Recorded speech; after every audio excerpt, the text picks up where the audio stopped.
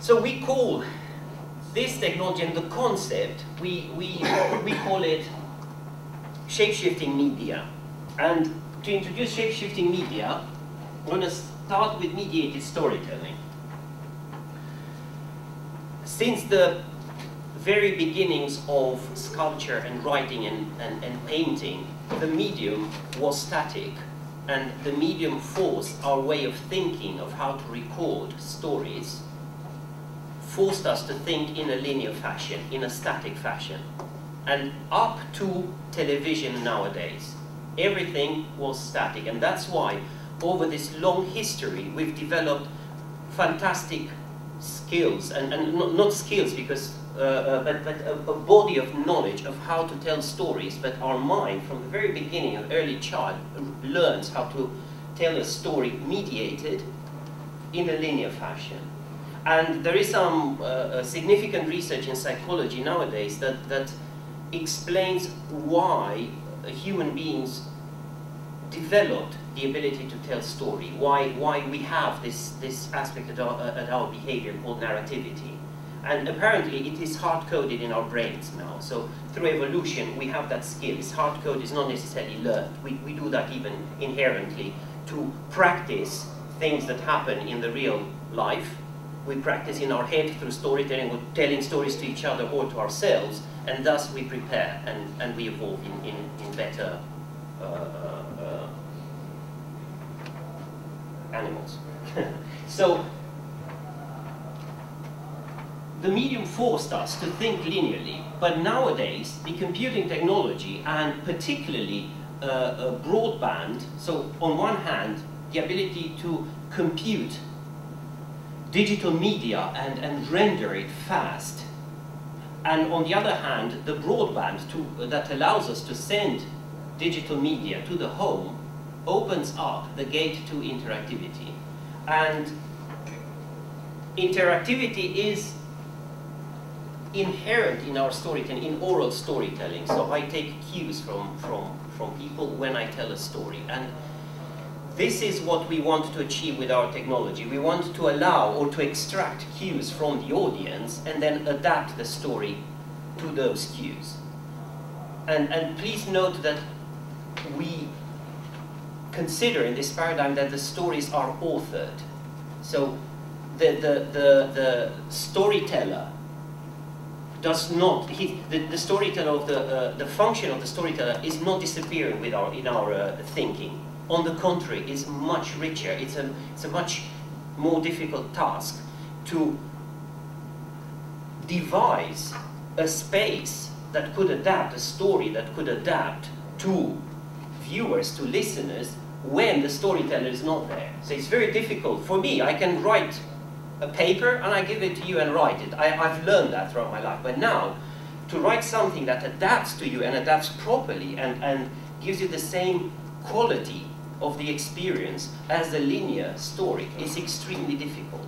So, and I think that without technology, that's the claim I'm trying to make, without technology we cannot. It's just that our head is not rich enough to hold such a rich story that we could then instruct a program that go and do this behavior. We need tools with which to learn to devise these stories.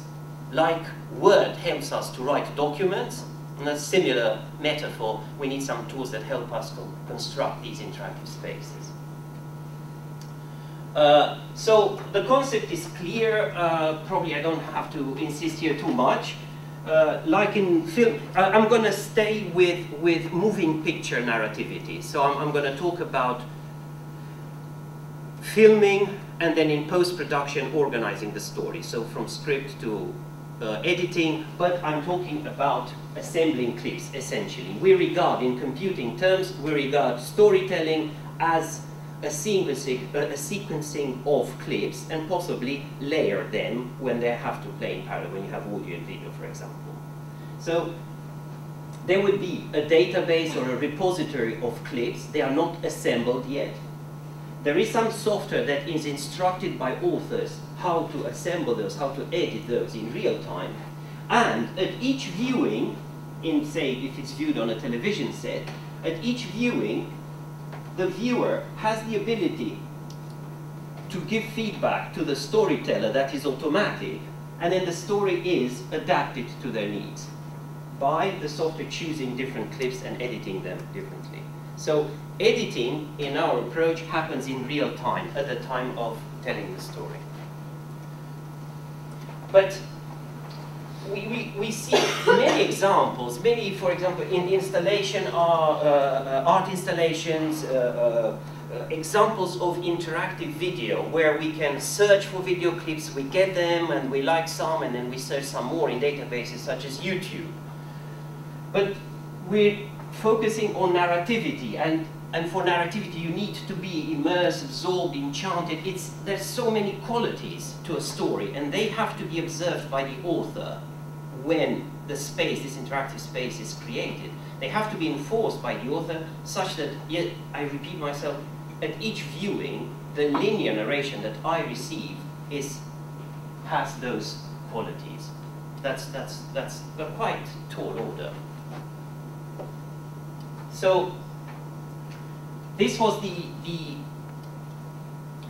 aim that we had in mind in 2003 when a group of institutions got together, producers and software developers got together and decided to move this field forward. So develop interactive forms of mediating or moving picture, recording moving picture storytelling that produce at each viewing narrative experience of the same quality or better to their linear, non-interactive counterparts. That is the aim.